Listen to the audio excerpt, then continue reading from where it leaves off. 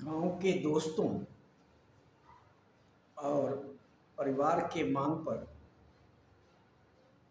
मैं आज आप लोगों के सामने अपना जेल जाने की घटना का जिक्र करने जा रहा हूं। मैं जेल क्यों गया, कैसे गया, इस पर आप लोगों को बताने का प्रयास कर रहा हूं। और वो भी दिल्ली में आज हमारे दोस्त साथी संग जो हमारे साथ संघर्ष में रहे हैं वो सब जानते हैं और उनसे कोई छिपा हुआ नहीं है। लेकिन कुछ लोग गांव के हमारे दोस्त वगैरह और भाई सब जानना चाहते हैं कि मेरा जेल जाने का कारण क्या रहा है। मैं ऐसे राजनीति में जनता दल के समय से ही रहा हूं, जिस समय चक्कर निशान हुआ करता था और वीपी सिंह जिस समय 1990 में सरकार में आए थे उस समय से ही जुड़ा हुआ था। हम मोती नगर का नेतृत्व भी करते थे और वीपी सिंह के यहाँ आना जाना भी रहता था। जनता दल से मोती नगर के ब्लॉक प्रेसिडेंट भी रहे। लेकिन वीपी सिंह से मेरा संबंध रहा था और वीपी सिंह का एक जन चेतना मंच था। जब उन्होंने सत्ता से बाहर हुए तो उन्होंने एक जन चेतना मंच नाम से एक संस्था बनाई और उस संस्था का मैं 5 ब्लॉक का प्रेसिडेंट था। उनका उद्देश्य था कि गरीब का बस्ती को न उजाड़ा जाए, क्योंकि उस समय केंद्र में बीजेपी की सरकारें, दिल्ली में शीला दीक्षित की सरकारें थी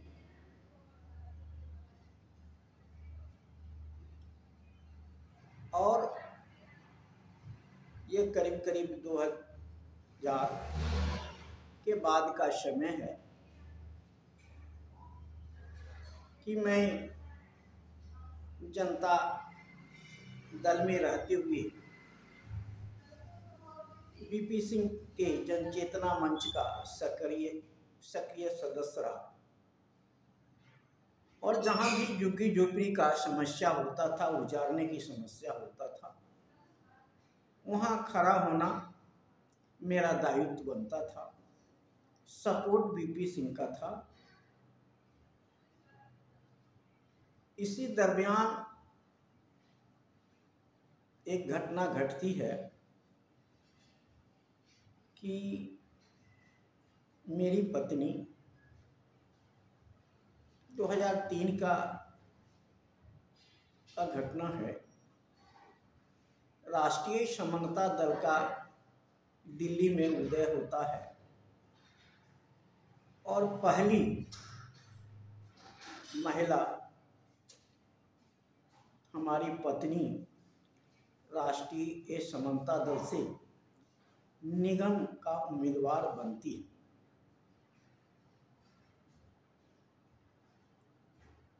और पूर्वांचल को टिकट नहीं मिलने से पूर्वांचल नाराज था और उसका समर्थन हमारी पत्नी को मिला और 1100 वोटों से वोटों लेकर के मेरी पत्नी निगम के चुनाव लड़ने के बाद सामने चर्चा का विषय बन गई, क्योंकि 1100 वोट से बीजेपी अर्थात उषा मेहता निगम परिषद से हार गई और सुमिति मग्गो चुनाव जीत गई। उस समय मदन लाल खुराना का तूती बोलता था, दिल्ली के मुख्यमंत्री रह चुके थे और राष्ट्रीय वाइस प्रेसिडेंट थे और केंद्र में उनकी सरकार थी, आडवाणी गृह मंत्री थे और हारने के दुख को मदन लाल खुराना ने सहन नहीं कर सके और क्रोधित होकर के हम जिस कैंप में रहते थे उस कैंप को तोड़ने का नोटिस उस वक्त ले आए जिस समय बीपी सिंह विदेश में इलाज करा रहे थे।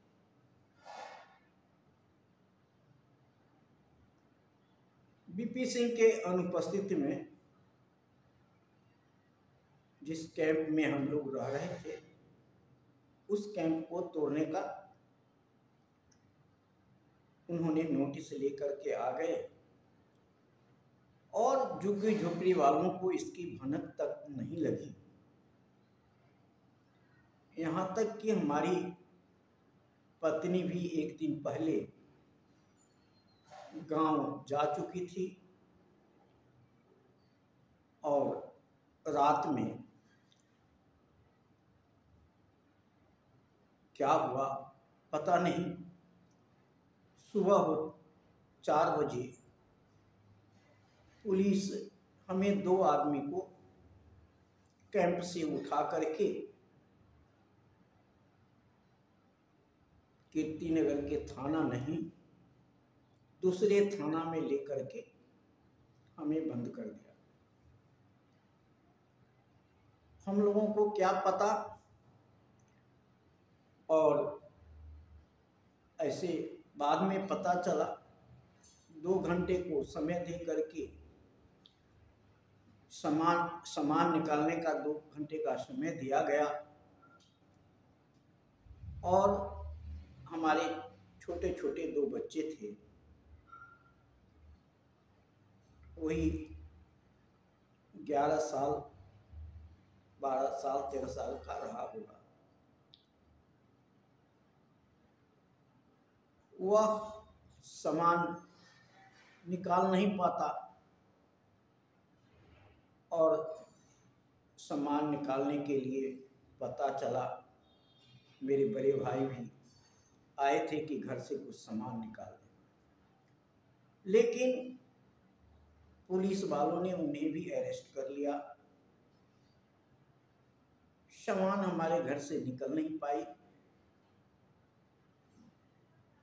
और पता नहीं क्या हुआ, सामान का सारा सामान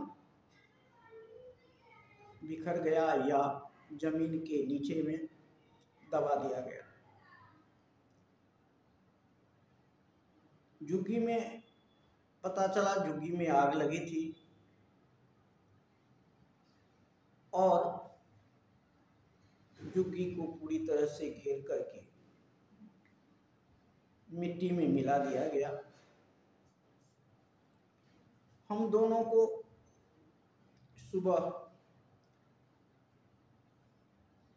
अस्पताल भेज करके जांच करा करके जेल भेज दिया गया।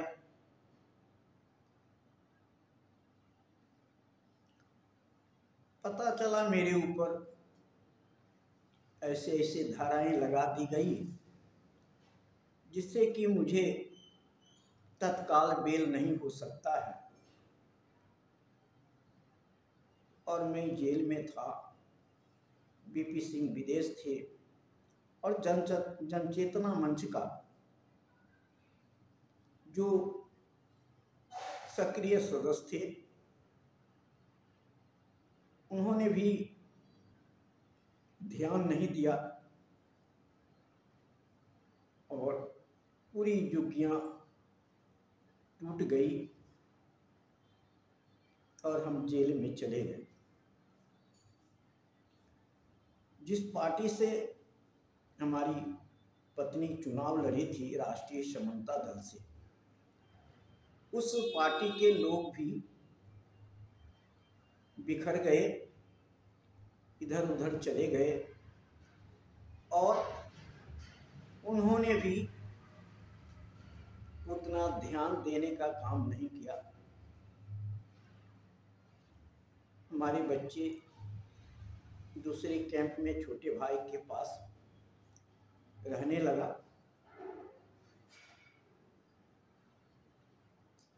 उसके बाद हमें बेल नहीं हुआ। 14 दिन बाद बेल होना था, बेल नहीं हुआ। उसके बाद बीपी सिंह विदेश से आते हैं और हमारी पत्नी तब तक गांव से आ जाती है।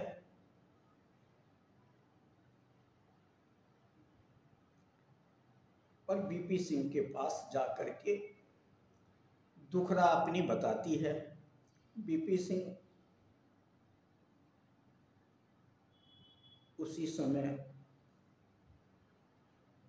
अपने पियो को जेल में भेजने का काम किया और जेल के अंदर जाकर के हम दोनों को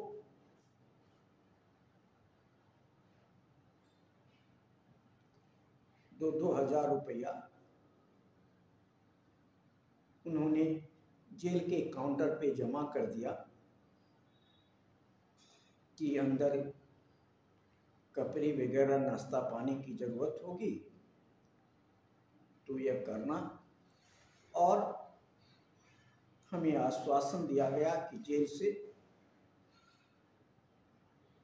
हम बहुत जल्दी निकाल देंगे। और इतना कह कर के वो चले आए और कहे कि मैं बच्चे को भी देखने जा रहा हूँ, कोई तरह का चिंता नहीं करना। उसके बाद बीपी सिंह ने हमें हमारे ऊपर जांच बैठाने के लिए शीला दीक्षित को पत्र लिखने का काम किया। पत्र लिखा, मुख्यमंत्री थी कि इस केस को जांच कराया जाए और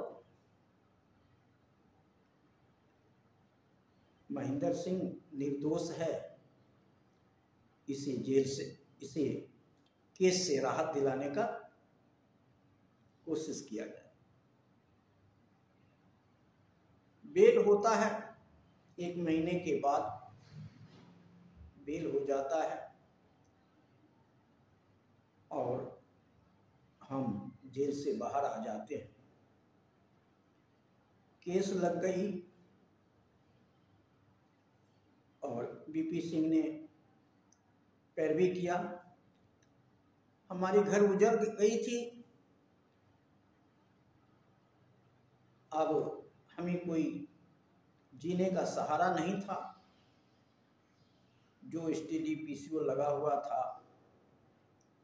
वह सब टूट चुका था और बिजली विभाग का, टेलीफोन विभाग का हमारे ऊपर बिल भी बहुत ज़्यादा आ गया था।